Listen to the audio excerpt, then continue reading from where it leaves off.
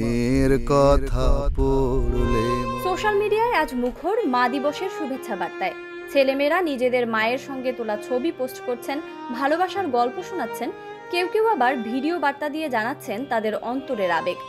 একদিকে ফুল, কেক আর উপহারের জোয়ার, অন্যদিকে নীরব কান্না আর অপেক্ষার দীর্ঘ ছায়া।